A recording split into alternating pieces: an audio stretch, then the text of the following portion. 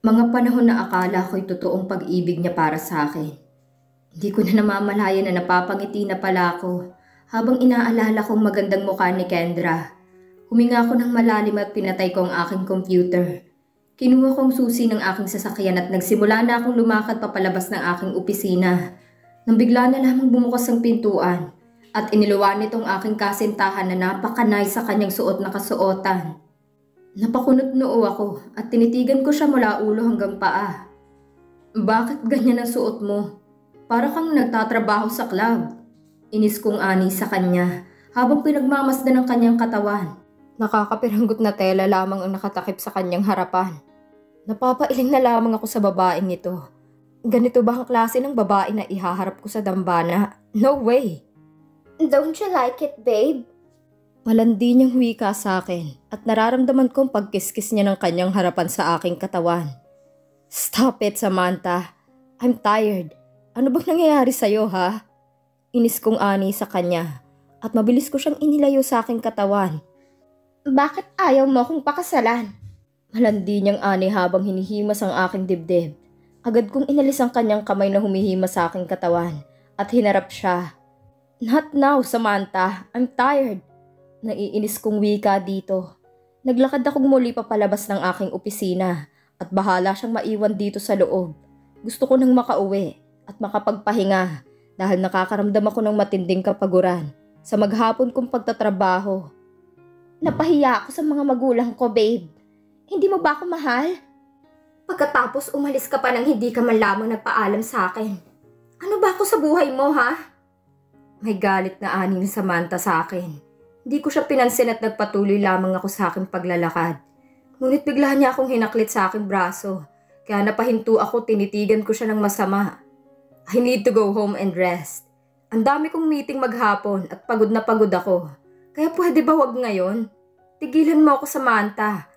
Galit kong ani sa kanya at tinanggal kong pagkakahawak ng kanyang kamay sa aking braso. Shit, Russell! Why can't you marry me, ha? Is it about that stupid woman? Mahal mo pa ba siya, ha? Bulyong niya sa akin kaya sa inis ko'y hinarap ko siyang muli. Ano ba, Samantha? I said I'm tired. What part of that don't you understand, ha? Galit kong bulyaw sa kanya. Nakita kong pamumula ng kanyang mata na tila naiiyak na ito. Pero hindi pa rin nawawala ang galit mula sa kanya. Bakit ayaw mo akong pakasalan? Magsabi ka sa akin ng totoo, Russell. Ano? Magsabi ka sa akin ng totoo. Sigaw niya pang muli sa akin kaya nairita na ako at sinagot ko na siya na ikinagulat ko. Because I don't want to marry you, Samantha. I am in love with someone else. Bulyaw ko sa kanya na ikinabigla ako. Nakita kong pag-agos ng kanyang mga luha at malakas na sampal ang pinakawalan niya sa aking muka. Sabay takbo palabas ng aking opisina at yun ang tagpong inabutan ni David at ni Darwin. Shit! Malakas kong mura at naibato ko pa kung saan ang susi ng aking sasakyan sa sobrang galit na nararamdaman ko. Hindi ko naman sinasadyang sabihin sa kanya yon. Masyado lang talaga siyang makulit at naiirita ako kapag kinukulit ako ng isang tao. Lalo na kung nakakaramdam ako ng matinding pagod. Samantha, come back here! Malakas na tawag ko sa kanya. Ngunit tuluyan na siyang nakaalis ng aking opisina. Muli akong napamura sabay suntok ng wall ng aking opisina. Na ikinagulat ng dalawa kong pinsan kaya mabilis nila akong niyakap at pinigilan ng aking kamay nang muli akong susuntok sa dinding. Dude, calm down! Pag-aawat sa akin ng mga pinsan ko. Ang kulit naman kasi. Ang sabi ko pagod ako. Pero ayaw niyang tumigil ng kakaputak sa harapan ko. Daig niya pang asawang putak ng putak sa akin. Ani ko sa kanila habang hinihimas-himas ko ang aking noong. Pagod na pagod talaga ako. Tapos may mangungulit pa sa akin. Pero hindi talaga ako makapaniwala sa aking nasabi. Narinig namin ang lahat ng sinabi mo sa kanya, pinsan. Kung si Kendra ang mahal mo, bitawan mo na si Samantha at bumalik ka na ng Pilipinas at hanapin mo si Kendra. Ani David na ikinainis ko. Isa pa tong pinsan ko na to. Kakasabi ko lang na pagod ako kung ano-anong pinagsasabi sa akin. May sinabi ba akong pangalan kanina? Isa ka pa. Pagod ako, pinsan. Ayoko makipagtalo ngayon. Uuwi na ako. Bukas na lang tayo magkita at pwede ba? Wala akong binanggit na pangalan para ipasok mo sa usapan ng babaeng yon. Ani ko at nilisan ko ng aking opisina habang ang dalawang pinsan ko naman ay naiiling na lamang. Pagka-uwi ko sa mansyon ay dumiretso agad ako sa aking silid. At nagkulong ako dahil ayoko munang may makausap na kahit na sino. Gusto ko lang ay magpahinga. Masama ba yun? Bakit pa ang daming nangungulit sa akin ngayong araw na to? Pabagsak akong nahiga sa aking kama nang biglang tumunog ang aking telepono. Tiningnan ko ito at nakita kong pangalan ni Samantha na nakarehistro sa caller ID. Kaya hindi ko na lamang ito sinagot. Dahil wala ako sa mood makipagtalo pa. Sunod-sunod na tawag ang naririnig ko. Kaya sa inis ko ay agad kong pinindot ang turn off ng aking phone. At pagkatapos ay pahagis ko itong inilagay sa side table na nasa gilid ng aking malaking kama. At pagkatapos ay tinagpan ko ng una ng aking muka. Alam kong masakit ang sinabi ko kay Samantha kanina. Nasabi ko lamang yun dahil nakukulitan na talaga ako sa kanya kanina. Lalo na't pagod na pagod ang aking katawan pati na rin ang aking isipan. Pero hindi ko sinasadya na may masabi akong iba. Dahil maging ako'y nagulat na lamang sa lumabas sa aking bibig. Ngunit ano ba talaga ang nag-udyok sa akin para sabihin ko sa kanya na ayoko siyang pakasalan? At may iba akong minamahal.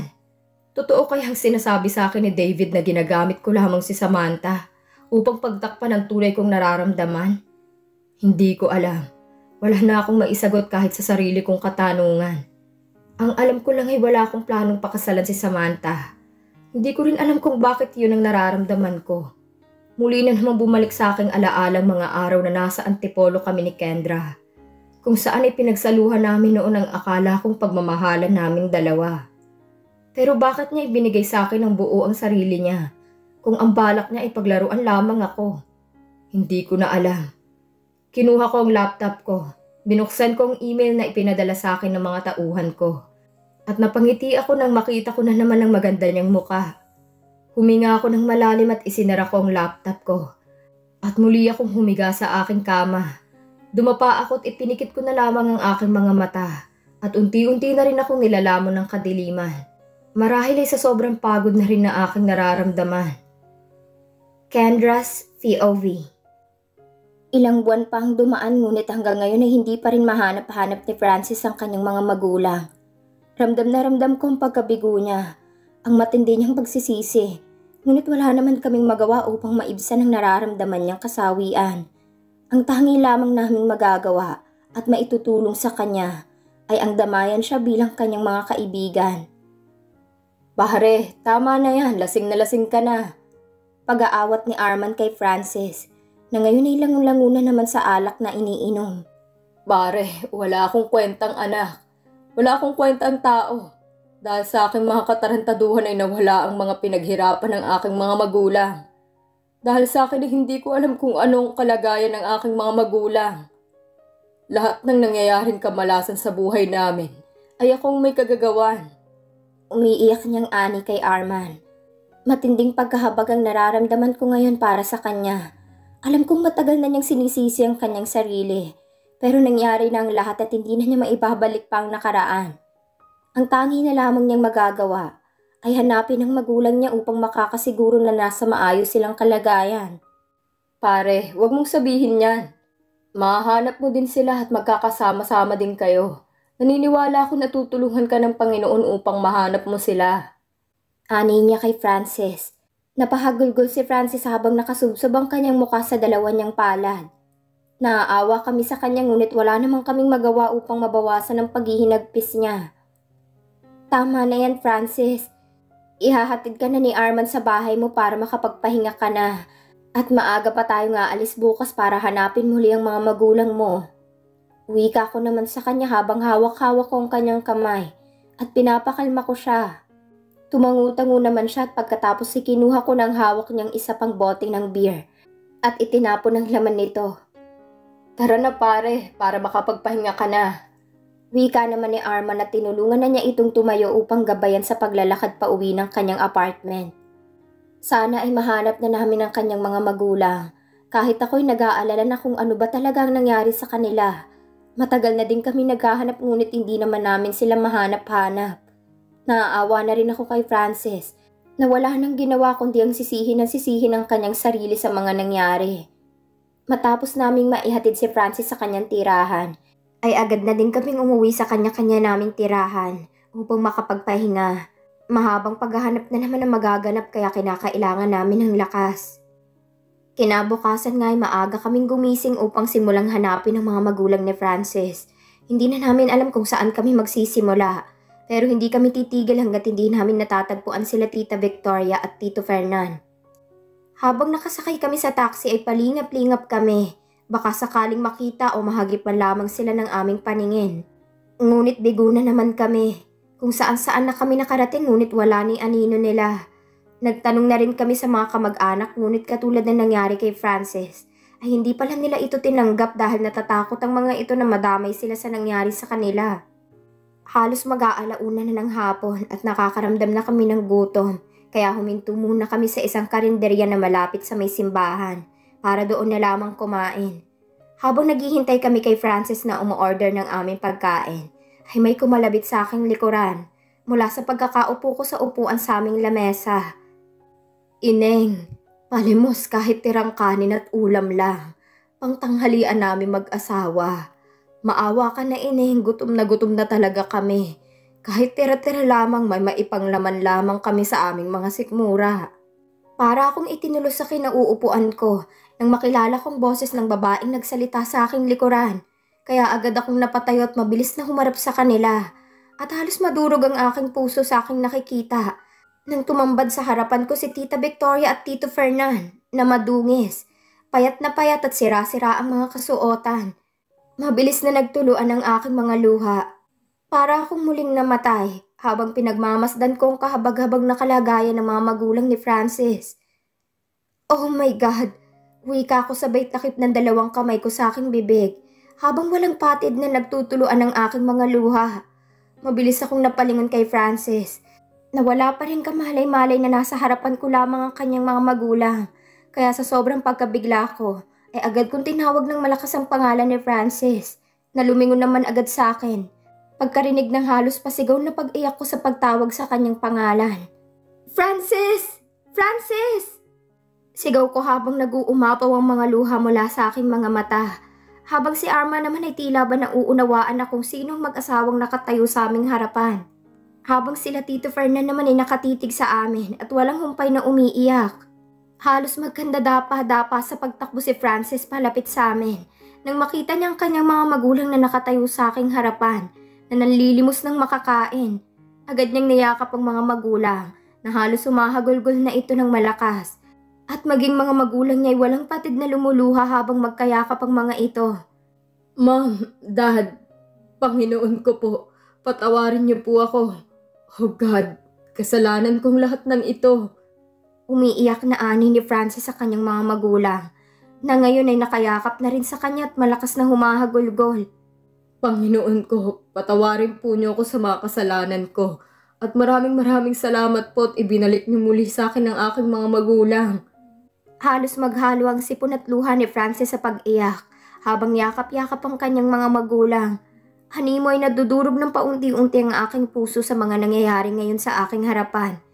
Walang patid ang pagpatak ng aking mga luha habang pinagmamasdan ko sila na kahit alam kong lumuluha ay nakikita ko pa rin ang kaligayahan nila sa kanilang mga mata. Anak, gutom na kami ng ama mo. Ilang araw na kaming walang makain. Wala kaming nalimusan. Magkaroon man kami hanggang 5 piso lamang. Umiiyak na ani ng kanyang ina. Kaya agad namin silang pinaupo at bumili kami ng maraming pagkain upang makakain ng maayos ang kanyang mga magulang. Matapos nilang kumain ay nagkwento sila kung anong nangyari sa kanila mula nang mahiwalay sa kanilang anak na si Francis. Habag na habag ako nang marinig ko ang kanilang mga tinuran. Parang dinudurog ang aking puso sa aking mga naririnig. Hindi ko mapigilan ang mga luha sa aking mga mata. Hindi ako sanay na nakikita sila ng ganito. Payat na payat, maruming-marumi. Walang suot na sapin sa kanilang mga paa. Humpak na humpak ang kanilang mga muka na alam mong dumanas ng matinding paghihirap. Dad, Mom, patawarin niyo po ako kung dahil sa akin ay nagkaganitong buhay natin. Patawarin po niyo ako kung dumanas po kayo ng ganito sa inyong buhay. Matagal ko na pong pinagsisihan ng mga nagawa ko. Maniwala po kayo na gusto ko pong ituwid ang lahat-lahat ng aking mga pagkakamali. Patawarin po niyo ako. Patawarin po niyo ako. Halos maghalo ng sipon at luha ni Francis habang umiiyak sa kanyang mga magulang at nakaluhod sa harapan ng mga ito at humihingi ng kapatawaran. Hindi ko na kinayang mga nakikita ko, kaya napatalikod ako habang walang tigil na tumutulo pa rin ang aking mga luha. Huminga ako ng malalim at pinahid ko ang aking mga luha at muling humarap sa kanila. Itinayo siya ng kanyang ama at muli itong niyakap ng mahigpit. Anak, kami ang patawarin mo dahil itinakwil ka namin at hindi binigyan ng pagkakataong magbago. Matagal ka na naming hinahanap ng mami mo at kung saan-saan kami nakarating mahanap ka lamang namin. Sising-sisi kami na itinaboy ka namin, na itinakwil ka namin. Patawarin mo kami, anak. Wika naman ng kanyang ama habang patuloy din sa pag-iyak. No, Dad. Ako pong may kasalanan ng lahat kaya wag po kayong humingi ng kapatawaran sa akin. Dahil ako pong nagkasala sa inyo. Kung hindi po dahil sa mga nagawa ko, hindi nyo daranasin ang mga ganitong paghihirap. Wika niya sa kanyang mga magulang. Kung pahihintulutan niyo po ako, gusto ko po sana na sumama na po kayo sa akin. May inuupahan po akong apartment katabi ng inuupahan nila Kendra. May munting pinagkakakitaan din po ako at driver din po ako ng taxi kapag weekends. Umiiyak pa rin na ani ni Francis sa kanyang mga magulang. Salamat, anak. Maraming salamat. At makakatulog na kami ng maayos na hindi nangangamba na baka mapagtripan kami ng mga masasamang loob sa kalye. Kung saan na lang kami natutulog ng ama mo. Kapag umuulan naman ay wala kaming masilungan. Kaya sa mga waiting shed na lamang kami natutulog. Kahit nilalamig kami sa gabi, ang mahalaga lang naman ay mapalipas namin ang magdamag. Umiiyak na ani naman ng kanyang ina. Kaya lalo akong nahabag sa kinahinatnan nila Tito Victoria at Tito Fernan. Mom, please, don't thank me. Lahat ng ito'y kasalanan ko, kaya nakikiusap po ako na huwag niyo akong pasalamatan. Hayaan po niyo na patunayan ko sa inyo na nagbago na po ako. Ani niya habang pinupunasan niya ang kanyang mga luha. Nakikita ko ang mga mata nilang masaya dahil sa wakas ay nagkasama-sama na rin sila. Mababanaag mong kaligayahang tila bakit tagal nilang hinintay. Magkayakap sila ngayon at may mga ngiti sa kanilang mga labi. Kahit na patuloy na umaagos ang kanilang mga luha. Ang mga tao sa paligid namin ay nanunood at napapaiyak na rin sa kanilang mga nasaksihan. Anyway, Mom, Dad, I would like you to meet our friend, Arman. Kung hindi dahil sa kanila, baka hanggang ngayon ay nasa kalye pa din ako. Sila po ang tumulong sa akin at napakabuti pa nilang lahat sa akin. Nakangiti na niyang wika sa kanyang mga magulang habang ipinakikilala si Arman sa kanila. Iho, maraming salamat sa pagtulong mo sa aming anak. Palang araw ay makakabayad din kami ng utang na loob sa kabutihang ipinakita niyo sa aming anak. Umiiyak pa rin wika ni Tita Victoria. Naku po tita, wag po niyong intindihin yon. Ginawa ko lang po ang sa tingin ko ay tama. Masaya na po ako na nakatulong kami nila Lolo kay Francis at naging mabuting kaibigan din naman po sa amin si Francis. Nakangiti namang turan ni Arman sa kanila. Sa tingin ko po ay kailangan na ninyo magpahinga ni Daddy. Ani naman ni Francis na ngayon ay nakikitaan ko na ng kasiyahan sa kanyang muka kahit na may mga luha pa sa kanyang mga mata. Tara na po para makapaligo na din kayo at makapagpahinga. Alam ko pong napakahirap ng dinanas nyo. Kaya mas mabuti po kung uuwi na tayo ngayon at mamimili naman kami ni Arman ng mga damit na maaari niyong masuot. Wika ko naman kaya napatingin sa akin si Tita Victoria. Maraming salamat, Iha. Napakabuti talaga ng iyong puso. Nakangiti na niyang ani sa akin. At niyakap na din ako nito ng mahigpit. Naku tita, wala po yun. Sagot ko naman at pinigyan ko siya ng napakatamis na ngiti. At mabilis kong pinahid ang mga luha sa aking muka. Nga pala, Iha, kamusta ng mga magulang mo? Tanong naman sa akin ni Tita Victoria. Okay naman po sila. Makikita niyo po sila mamaya kapag nakarating na po tayo sa bahay niyo ni Francis. Sigurado po ako matutuwa si Mami at Daddy sa oras na makikita nila kayo. Nakangiti kong wika sa kanya. Uuwi na po tayo para makapagpahinga na po kayo ha.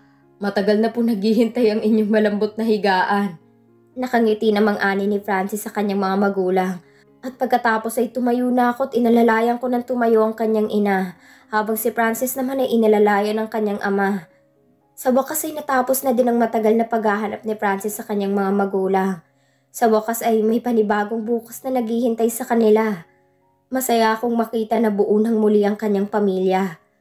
Tumingin si Frances at isang matamis na ngiting ibinigay niya sa akin at nabasa ko sa pagbuka ng kanyang bibig ang isang pasasalamat.